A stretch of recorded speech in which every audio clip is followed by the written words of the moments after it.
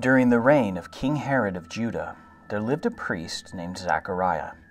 He had a wife named Elizabeth, who was a descendant of Aaron. They both loved God and obeyed His commandments, and because of this, they were considered righteous in God's eyes. They desperately wanted a family, but Elizabeth could not have children. One day, when Zechariah was serving at the temple, he was chosen to burn incense inside the temple.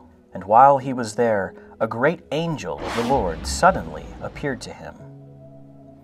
Zechariah was terrified, but the angel of the Lord told him not to be afraid because he had wonderful news. "Your prayers have been heard, and Elizabeth is going to give birth to a child.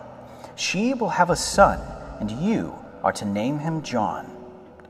The angel went on to say, "Many people will rejoice at the birth of your son, and he will be great in the eyes of the Lord."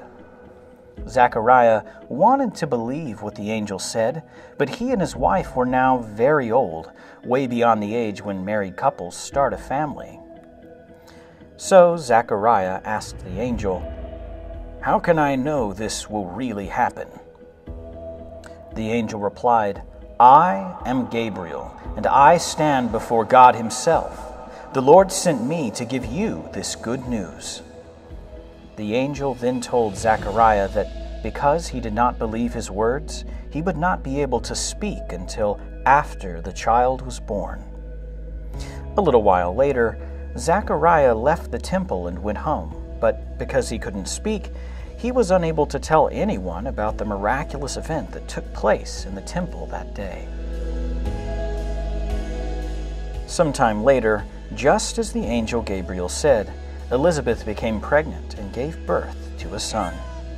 All of their family and neighbors celebrated his birth with them and assumed that they would name the baby Zechariah after his father. But Elizabeth explained that the child was to be named John. So they asked Zechariah what he wanted him to be named. Zechariah could not speak, so he wrote on a tablet, "His name is John." And they were all astonished.